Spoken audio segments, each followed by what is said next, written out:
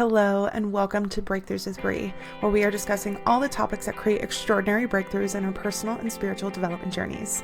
I'm Bree, otherwise known as Healing with Bree, and I'm a spiritual coach and Akashic Records channelers who helps sensitives and intuitives connect more deeply with their hearts, intuition, and souls, and teaches people how to process and alchemize the fears and beliefs that hold them back from living in their authenticity and purpose. You're in the right place if you like to hear about spirituality, psychology, healing, consciousness, manifestation, developing your spiritual and intuitive gifts, and living from your heart and soul instead of from your fears and ego. I hope you enjoy this episode.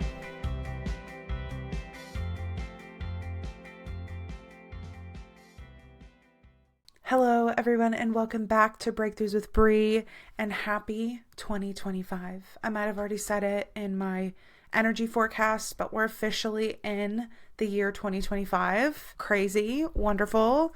I can't wait to see all the things that this year is going to bring for you. This episode that I'm doing today is inspired by a conversation that we were having within my book club, which is all about health and vitality and being able to make choices that feel like they are actually enhancing both your mental, spiritual, physical health altogether. And one of the things that we were talking about in this group is some goals that we have for ourselves. But as we were being really honest in this group, a lot of people were sharing, and this is something I have experienced as well, which is why we're doing an episode to talk about it, but how goals almost become a self-punishment. And I have so much to say about this, especially in my coaching work with people where I help us do really deep healing, alchemy, and transformation using my channeling skills, using my energetic gifts and affinities, and all the skills that I have in somatic healing and rewiring subconscious beliefs and all those kinds of things that I do with people to help them have crazy relief and change to some of their core things that are causing them issues. This pattern of using literally anything, but especially goals and expectations to punish and motivate ourselves is something that a lot of us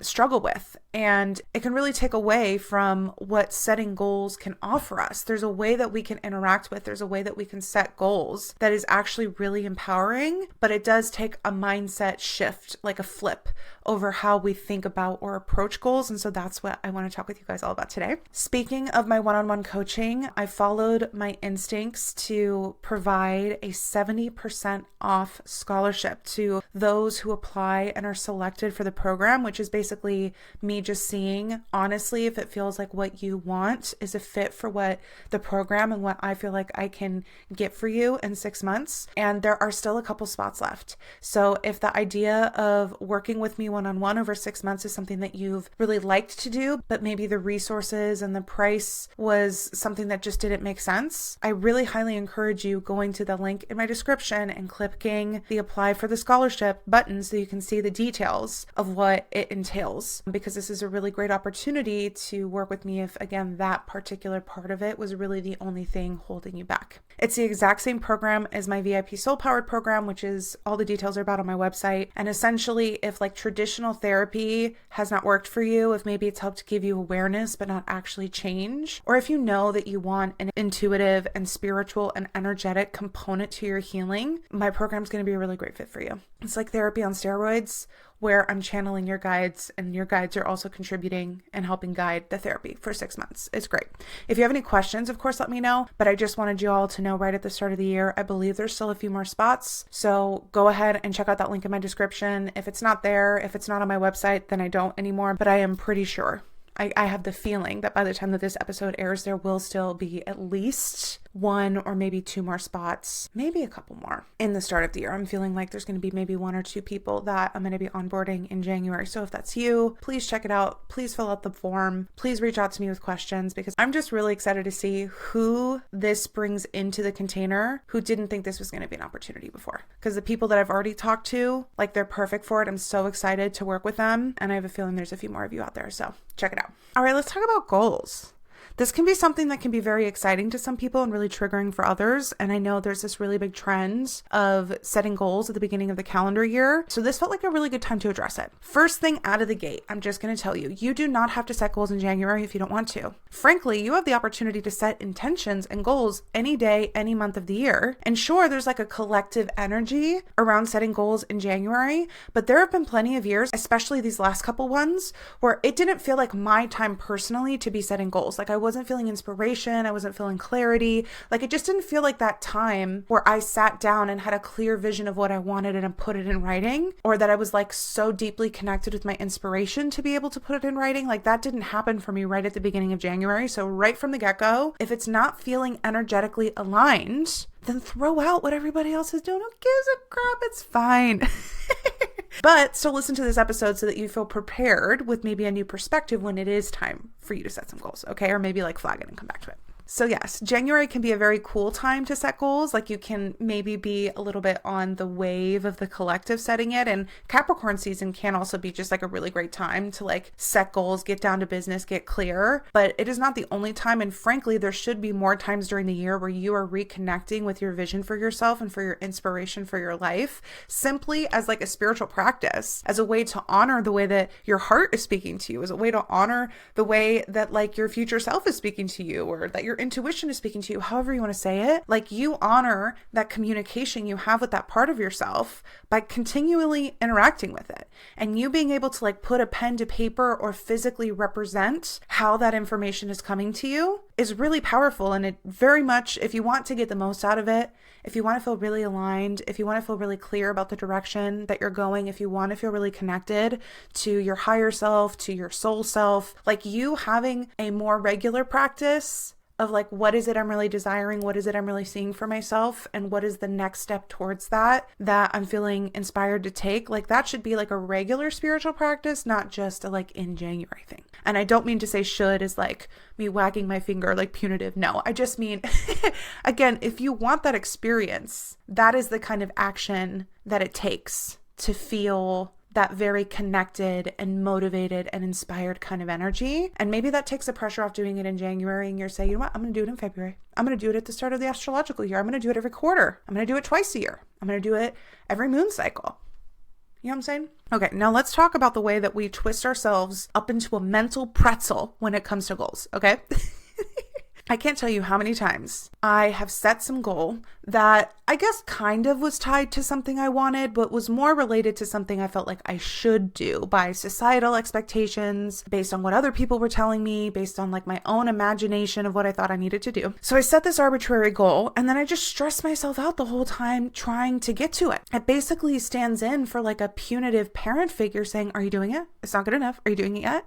And all I feel is stressed out. I feel that perfectionism energy on me.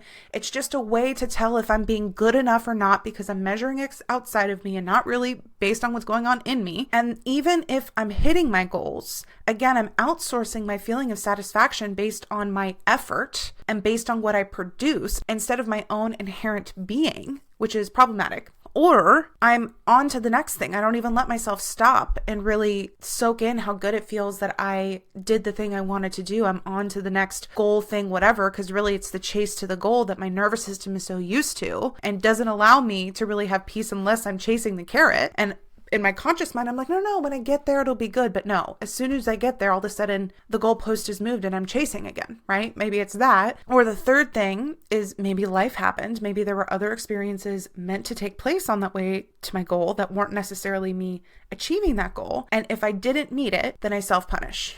I criticize myself. Very loud, very mean inner critic that comes up telling me that I'm not good enough, that is criticizing every single choice that I made along the way and proving every reason why I already don't feel good enough, or confirming all of the ways that I feel like I'm not going to succeed. Almost kind of like an I told you so energy, like you're not going to get this isn't possible for you, what's wrong with you? Which completely dysregulates my nervous system, leaves me feeling even worse than I probably did before. And it feeds into this narrative that I'm not going to get the thing that I want, or that something is wrong with me. I don't know about you, but none of that sounds positive, like a positive experience. It doesn't sound enjoyable. That doesn't sound pleasant. That doesn't sound life-giving. That doesn't sound supportive. And I'll tell you what, when I was in those loops, I didn't feel those ways either. And one of my mottos for personal healing and spiritual work is if it's not helping you feel genuinely good, at least as an outcome, like, why are you doing it? Like, why would you do it? I saw a post somewhere of somebody saying, like, if your wellness routine is stressing you out and making you feel shitty about yourself, it's not a wellness routine. Like, the whole point is to make you feel good. And if it's making you feel bad, why are you doing it? And I feel very similarly about the way that we set and then we relate to our goals. I'm about to blow your mind right now about why we do this. Okay, so buckle in, get ready. Here we go. Bree's going to help us go deep and uncover what's really going on here. Okay, naturally, we're going to come back to early childhood, early life. Okay, this is where a lot of our core patterns start. Okay. Most of our parents, the way that they motivated us, the way that they helped incentivize us being better was actually through punishment. Okay. Very authoritarian, very critical, setting the goals really high. Why aren't you doing them? And really just pointing out what we did wrong instead of teaching us how to get towards the thing we want and meeting us with compassion and grace. Now, like I always say, whenever we're talking about caregivers and parents, it's important to recognize what happened, but we don't have to give a moral judgment of if it's good or bad. Because most of the time, people do what they do because that's the best that they got. So if our parents are using this method on us, first of all, they're definitely using it on themselves. And also, that's the best that they had at the time. So this is not like me shitting on parents. This is me just making an observation that was a trend for our generation and really a trend in our society right now about where we had our formative experiences with goals and with this idea of like corrective and like punishing motivation. So our parents, to keep us in line and to keep us doing the things we wanted to do, felt like they had to punish the bad, right? They had to point out the bad. They had to tell us why that was so wrong. Maybe it was physical intimidation. Maybe it was yelling and screaming. I hope it wasn't other things, but for a lot of other people it was. And that creates a lot of fear and dysregulation in the body. And I'll tell you what, fear can be a motivator. Is it the most healthy motivator? No. Does it become more restrictive than it becomes helpful? Yes. But technically on a primitive level, fear can be effective. Now, when we're trying to heal and come into states of freedom and real peace and safety, we have to swap out fear motivation for soul level motivation, which really is inspiration. Okay. And that's what's going on here with goals. It's also a matter of self-trust. Okay. Because what we've learned, the only time that we've seen ourselves maybe stick with something or do something that we know we want to do, even when we're struggling to find the willpower, is to set these arbitrary expectations and be like a slave driver to ourselves on the way there. Like that's the only process that we've seen that works to get us over like a hump of maybe lack of motivation or not knowing how to develop discipline or not really knowing how to connect that vision with authentic inspired action. Like we don't know how to do that. The only thing we've ever seen work is this corrective, punishing, critical voice. That's been the only thing that's ever motivated us. It started with our parents and we subbed in ourself and our inner voice for that in the meantime. So again, it almost becomes this dynamic where we like don't trust that if we stopped criticizing ourselves, if we stopped judging ourselves, if we stopped punishing ourselves for coming up short, if we didn't, first of all, give ourselves something to come up short on, that's a big part of this, right? And then the secondary thing is punish ourselves for not getting there, that we might not be motivated. And you can uncover what this is uniquely for you by asking yourself really smart questions into your body when you've taken a few deep breaths and you have the space to like let something really vulnerable come to the surface. You can ask yourself, what am I afraid of happening if I don't set these goals? What am I afraid of happening if I'm not really hard on myself? What am I afraid of happening if I don't spot all the things that I did wrong? And let me tell you, as a Virgo sun and Mercury, and I see, and all you other Virgos out there, you know, that we are masters at self-critique. Okay. And don't get me wrong. There's a time and place for like looking at something and seeing what worked and seeing what didn't, like where there can be value in that. But most of us over rely on that and we do it in a not healthy or supportive way. Okay. So anyway, getting down to the root of why you're doing it, ask that question. What am I afraid of happening if I stop? For me, it was answers like, well, I just won't be motivated. I had this idea that like my truest self was like a couch potato or something, that I just would never have motivation or energy to do anything, or that maybe I would stop improving as a person if I wasn't critical of myself, that I would become somebody who like buried my head in the sand or wasn't self-aware or like was unintentionally bad to people or something, and that my self-criticism was what was saving me from that, right?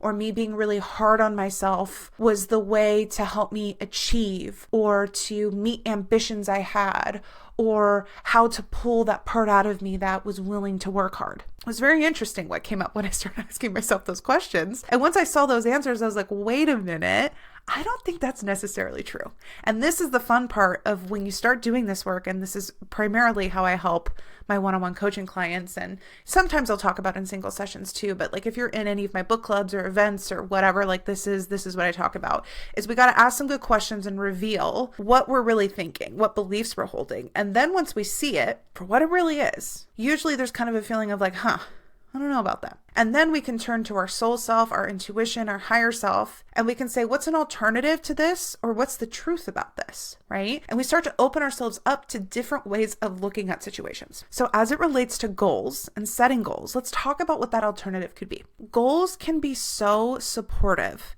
as we are working towards creating something that's different than what we have now. When we're talking about manifestation or creating lives that we want, of course, there's like this energetic and this mental aspect to it, right? But the emotional and the physical and practical action is also very important. It's required to experience the motivations. But fun fact, the actions are not what creates the manifestations. Your beliefs and your thought patterns, aka your expectations, are what creates the manifestation. It's almost like that's the cook in the kitchen that's making the food, but you actually being able to like get the food on a plate in front of you is your action. You can experience, you can taste the food with your action, but what creates the meal in the first place is your expectations, your core beliefs, and your mental state. Your emotional state's something in between, but just to make it easy. And A Happy Pocket Full of Money talks about this. It's a really wonderful book that explains like a basic quantum physics manifestation and ties that into money in case you're curious. So anyway, the practical element of goals is very important. The action is very important. And goals can be a tangible way for us to start to map out what direction we're heading in, right? Us being able to work with our fabulous tool that is our mind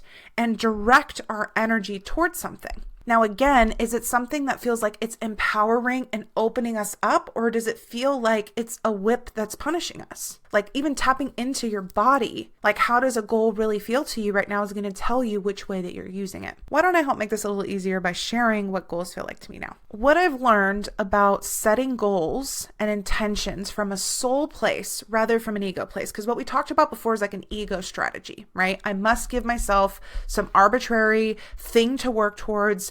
I must push, stress, urgency, pressure. I'm afraid of something happening or not happening if I don't hit it. Like that dynamic, telltale sign is pressure. Telltale sign is fear. Telltale sign is urgency and stress, right? We're in an ego pattern with that quote unquote goal.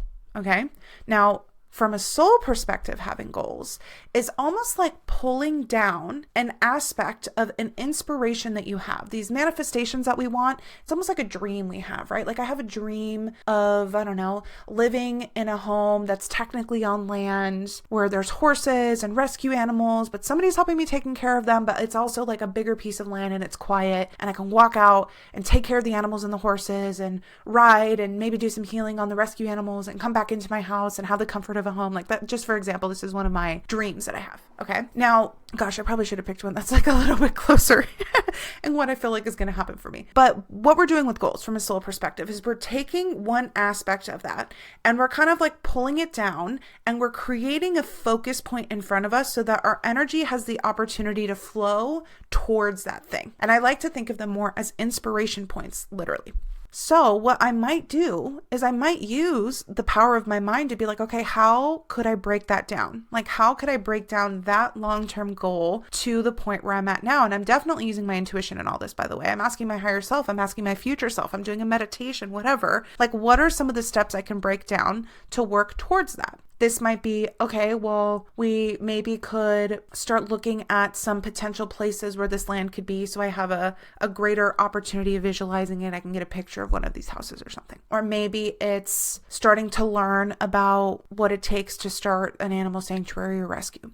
Or maybe it's, hey, like, why don't I set some goals tied to my income that aren't necessarily just about the income, but about creating the resources to be able to buy this land and this home, right? Maybe I'm identifying that as one of the motivating factors behind income goals as a way to like really fuel those and make me excited about it, right? Like there's ways that we can break down that inspiration point, not because we are setting it in stone that it has to happen that way. Okay. That would be an ego thing. Of like, now that I've said I have to make this much money and I have to buy in this area, that's the only way I'm getting there. The ego closes off other options when we do that, right? And then it stresses us out and we feel pressure because we feel like that's the only path to what we want. Not true. The universe can bring things to you in a million different ways. Okay. So part of me setting these goals is not that like this has to happen only this way, but it's really more about the journey that I take when I'm letting my energy flow towards that inspiration.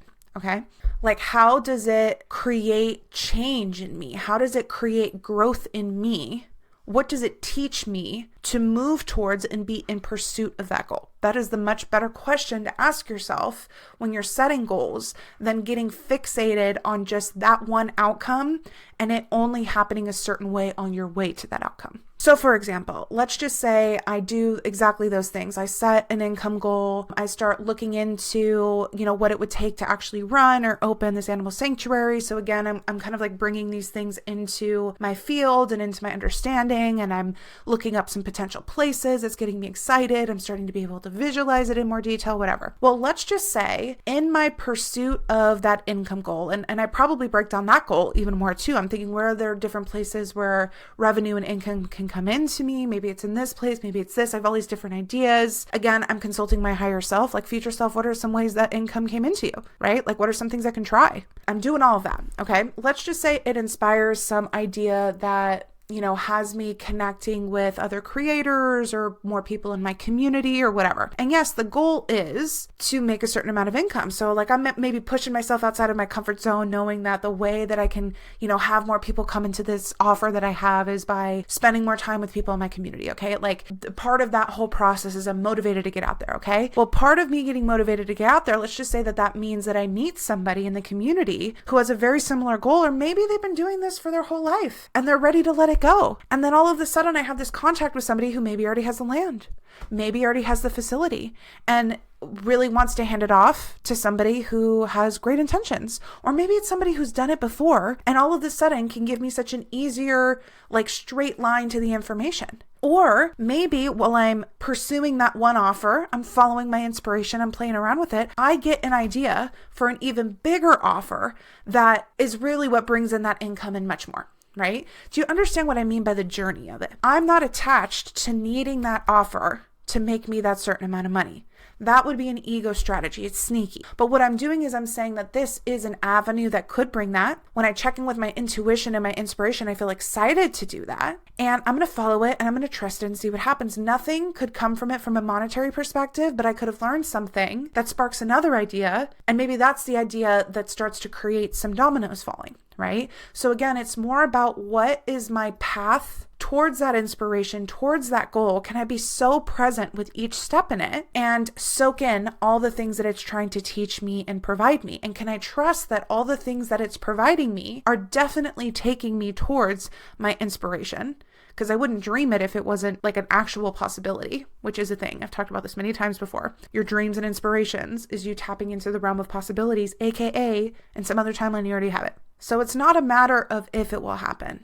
It's just a matter of when. And even setting these goals, again, it's you being able to like go to sleep at night knowing that you're letting energy flow towards what you want, but you're also not forcing it. In that example that I have, again, I'm not feeling like I need to make this happen by next year and therefore feeling all of this stress that, my steps that I intuit from my higher self, like that they have to have a certain result right now. Instead, it's me feeling like, cool.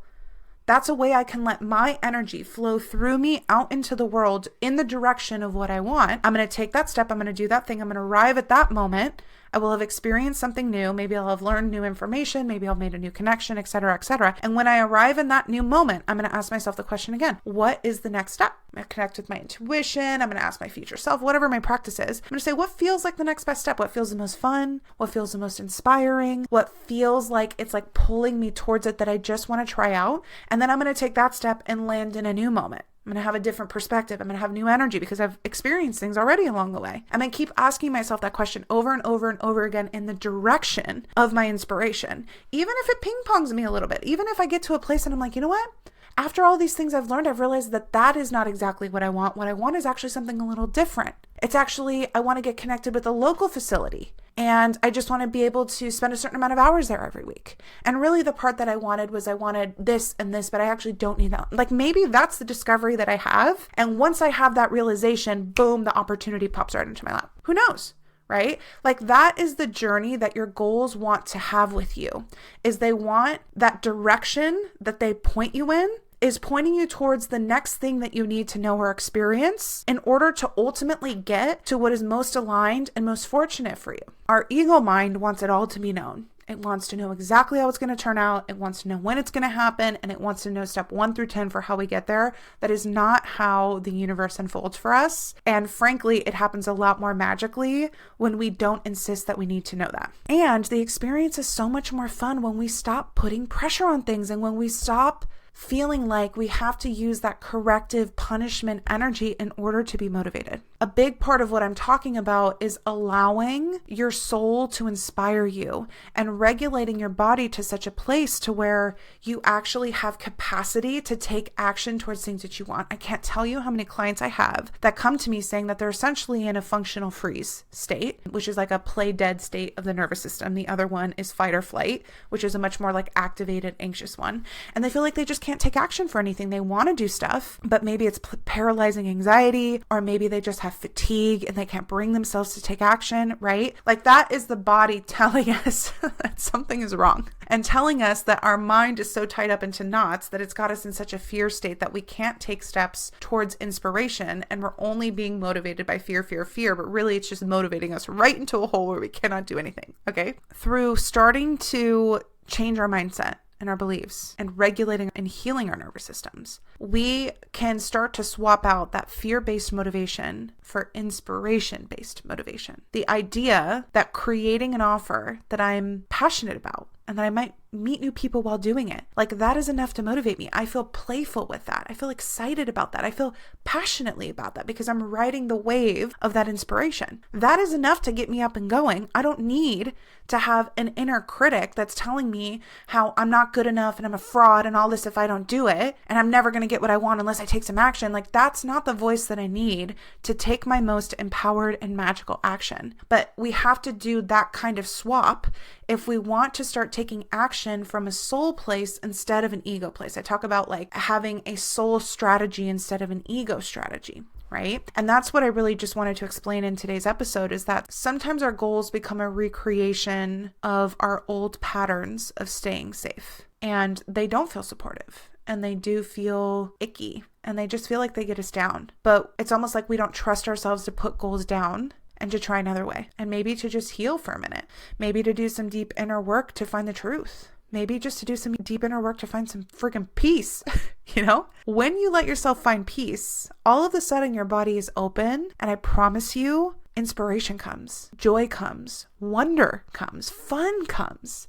That is what is created when you finally put down and stop gripping on to fear as your motivation. But I understand that the sound of that almost sounds too good to be true. And it's hard to believe if you haven't experienced it yourself yet. But that's just what I'm here to say, is I've been through that. All the things I'm describing with my clients, been there myself. Helped other clients through it too. I've seen it over and over again. So if you needed an idea of what goals could look like, where they become this like playful one step at a time, evolving into next version, and to where they feel like they're uplifting, and it's almost about you like getting to the energetic experience of that goal more than it is like the specific goal itself, those are actually more expanding, more expansive to you than this very specific, no flexibility, super rigid, like goal regimen that you might have been using.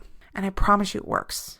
I've seen it work for me. I've seen it work for many other people. I've seen it work for clients. I've seen it work for people that I really respect, and it's possible and it's wonderful. If you want another creator who's like wonderful in her mindset about approaching goals and still staying present and manifesting, Haley Hoffman Smith, her content just in general is wonderful, but she has a podcast called Big Conversation, and she has so many podcasts about how to like reconnect with motivation that's really from a soul place, right? I'm convinced that she's pink and maybe like blue and purple or something. That pink energy is just so wonderful for anybody who listens to Mystic Michaela and knows the aura colors, you know what I'm talking about. But it's a very encouraging podcast. So if you need to learn what does it look like when I think about myself and the world and my goals in that soul way, she would be a great place to just start listening to all of her podcasts to like relearn how to look at things. I hope this episode was helpful. I hope it was inspiring. I hope maybe it was validating to a part of you who was like suspecting that goals either weren't working for you or the way that you were working with goals just wasn't working for you. And if you were really craving a new way to look at them, here you go. Let it be inspiration for a certain vibration or energetic experience you want to have. Let it be the focus point for your energy to flow to, and let yourself pivot, evolve, and just do one step at a time on the way to it. And instead of, did I get to the goal? It's what did I learn? How did I change? How did I evolve when I stayed committed towards moving towards that goal? And see how that feels different this year. Of course, send me a DM. Let me know big ahas. Let me know what you want to talk about this year. And I hope you guys have a wonderful start here to 2025. And I'll see you next week for more breakthroughs. Bye, everyone. Thank you so much for listening to this episode of Breakthroughs with Brie. But before you go, please take a moment to either rate and review the podcast on whatever platform you're listening to it, or share this episode or maybe one of your other favorites with friends or loved ones that you think might enjoy or benefit from this content. Both of those things help more than you know, so that I can keep creating these episodes to help us all have more breakthroughs. Remember, you can connect with me on social media, sign up for my email list, hear what products, services, or events that I'm currently offering, all in the link in the show description or by visiting my website, healingwithbrie.net. Thank you from the bottom of my heart for your support and for the time that you're taking to heal yourself and align more with your beautiful soul, as it helps us all so much more than you realize. I'll see you all next week for more breakthroughs.